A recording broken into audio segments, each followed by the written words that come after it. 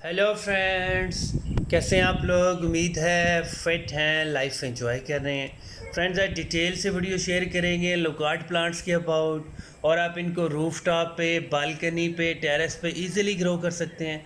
आपके पास दो तीन बहुत इजी ऑप्शंस आती हैं। आप इसको किसी बड़े साइज़ के ग्रो बैग में भी ग्रो कर सकते हैं, लेकिन बड़े साइज़ का होना चाहिए। अगर आप चाहें तो किसी मिट्टी का गमला हो, बड़े साइज़ का मिट्टी का गमला होना चाहिए। मिट्टी के गमलों का थोड़ा सा इशू होता है कि अगर बहुत बड़े साइज़ का हो तो बहुत जल्दी टूट जाता है। अगर आप चाहें तो इसको प्लास्टिक के ड्रम में भी ग्रो कर सकते हैं, लेकिन प्लास्टिक के ड्रम में बिल्कुल बॉटम में भी बहुत ज़्यादा ड्रेनेज होल्स चाहिए होते हैं, और साइडों पे भी बहुत ज़्यादा ड्रेनेज होल्स चाहिए।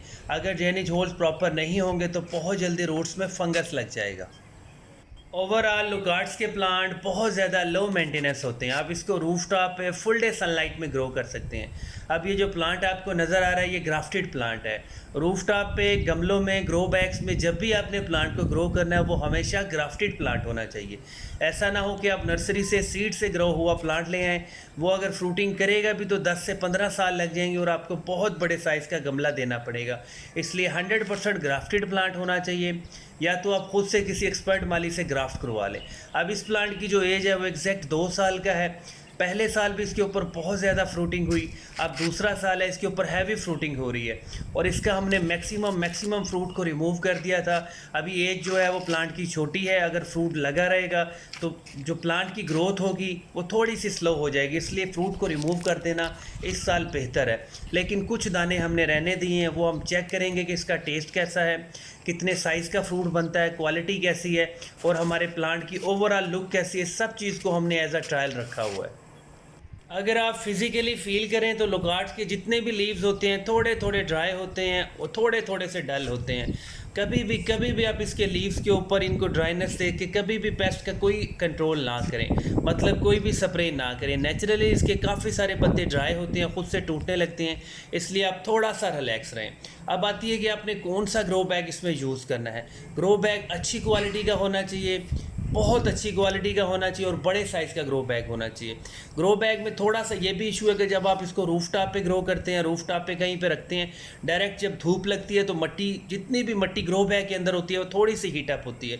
इसलिए ग्रो बैग को मई, जून, जुलाई में थोड़ा सा ज़्यादा पानी देना पड़ता है। ग्रो बैग का ये भी बेनिफिट होता है कि अगर बहुत ज़्यादा बारिशें हो जाएँ या आपसे बहुत ज़्यादा पानी दिया जाए तो साइड से पानी निकल जाता है, ये इसका बेस्ट होता है। मिट्टी हमेशा वेल ड्रेन्ड होनी चाहिए, अच्छा सा फर्टिलाइज़र दें, आपका प्लांट अच्छे से सर्वाइव करेगा। अब ये जो जॉइंट नज़र आ रहा है, ये ग्राफ्टेड जॉइंट है।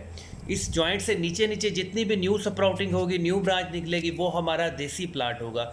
इस जॉइंट से ऊपर ऊपर जितनी भी न्यू स्प्राउटिंग होगी, कोई नई शाख निकलेगी, कोई नई ब्रांच निकलेगी, वो हमारा ग्राफ्टेड प्लांट होगा, और सिर्फ फ्रूट भी उसी पे लगेगा और फ्लावरिंग भी उसके ऊपर होगी।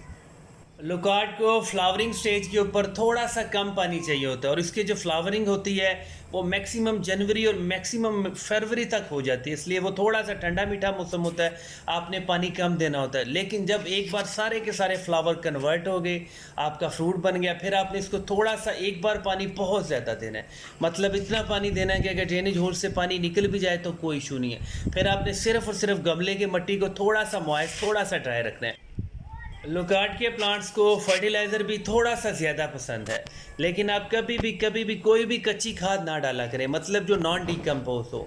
जो भी फर्टिलाइज़र देना है, चाहे वो सस्ता हो, गली सड़ी गोबर की खाद भी हो सकती है, कोई कंपोस्ट भी डाल सकते हैं, वर्मी कंपोस्ट भी डाल सकते हैं, लेकिन वो फुली डिकम्पोज होना चाहिए। इस तरह कभी भी रूट्स में फंगस भी नहीं लगेगा। और कभी आपने नोट किया हो, आपके गमले की जो मिट्टी होती है वो बिल्कुल वेल ड्रेन्ड होती है, फिर भी आपको ये कंप्लेन होती है कि ड्रेनेज होल्स ब्लॉक हो गए। उसके सिर्फ और सिर्फ मेन रीज़न यही होती है कि जो आपने फर्टिलाइज़र डाला है वो नॉन डिकम्पोज होता है, वो बिल्कुल बॉटम में जाके जम जाता है और ड्रेनेज होल्स को बंद कर देता है। अब ये जो शॉर्ट सा क्लिप है, ये एग्जैक्ट उस वक्त का है जब इसके ऊपर हैवी फ्लावरिंग हुई थी, और इसकी हमने मैक्सिमम फ्लावरिंग को रिमूव कर दिया था, ताकि हमारे प्लांट की एक बार ग्रोथ हो, फिजिकली थोड़ा सा बड़ा प्लांट हो, फिर इसके ऊपर जितना भी फ्रूट लगेगा उसको हम अचीव भी करेंगे, हार्वेस्ट भी करेंगे। एग्जैक्ट 2 साल तक आपने थोड़ा सा वेट करना होता है, उसके बाद आपका प्लांट स्टेबल हो जाता है, अच्छे से ग्रो होता है, अच्छे से उसके ऊपर फ्रूट लगता है। और अगर आप पंजाब से बिलोंग कर रहे हैं, मतलब आपका वो वाला एरिया है जहाँ पे मई जून जुलाई में बहुत ज़्यादा गर्मी होती है, अगर रूफटॉप की बात की जाए तो वहाँ पे टेम्परेचर 45-50 तक चला जाता है। दीवारें भी गर्म होती है, जहाँ पे आपका छत का फर्श होता है वो भी बहुत ज़्यादा हीटअप होता है, गमले की जो सरफेस होती है वो भी बहुत ज़्यादा हीटअप होती है। इसलिए आप इसको हाफ डे सनलाइट में भी रख सकते हैं, मतलब जहाँ पे सिर्फ आधे दिन की धूप आती हो, लेकिन आप इसको 100% शेडी एरिया में कभी भी ग्रो नहीं कर सकते। और जब भी ग्रो बैग लें, अच्छी क्वालिटी का लें, उसको जब फिल करें वेल ड्रेन्ड सॉइल डालें, साथ ही कचरा डाल दिया करें, मतलब जो किचन का वेस्ट होता है, सब्जियों के छिलके होते हैं, फ्रूट के छिलके होते हैं, वो सबको अच्छे से मिक्स कर लिया करें, साथ ही मिट्टी डाल लिया करें। अगर फर्टिलाइज़र डालना है या कंपोस्ट डालनी है वो भी डाल दिया करें, बाद में अपने प्लांट को ट्रांसप्लांट किया करें। इस तरह आहिस्ता आहिस्ता आपका जितना भी फर्टिलाइज़र डाला होगा वो थोड़ा सा डिकम्पोज भी हो जाएगा, जितना ग्रीन मटीरियल है, ब्राउन मटीरियल साथ साथ डिकम्पोज होगा, आपके प्लांट की ग्रोथ भी बिल्कुल परफेक्ट होगी। फ्लावरिंग स्टेज के ऊपर कभी भी लुकाट के फ्लावर्स के ऊपर स्प्रे मत किया करें, मतलब जब तक फ्लावर्स ब्लूम पे होते हैं, खिले खिले होते हैं, आप कोई भी स्प्रे ना किया करें, चाहे वो ऑर्गेनिक हो चाहे इनऑर्गेनिक हो, मतलब कि आपने नीम ऑयल का स्प्रे भी नहीं करना है।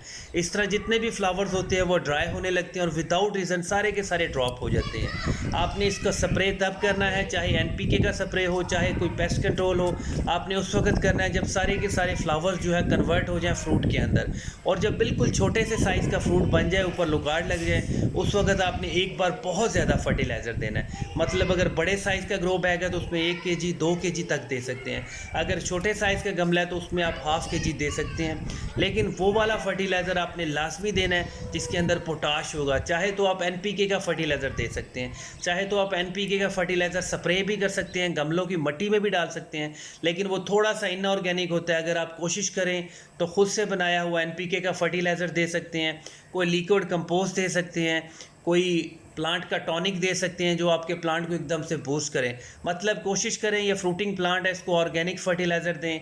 जितना भी आप इनऑर्गेनिक फर्टिलाइज़र देते हैं लाइक यूरिया, DAP, वो जब रूट्स में अब्जॉर्ब होता है तो उसका सारा का सारा इफेक्ट आपके फ्रूट के अंदर भी आता है, उसका थोड़ा सा टेस्ट भी ख़राब होता है और उसके अंदर इनऑर्गेनिक चीज़ें भी ऐड हो जाती हैं। Thank you.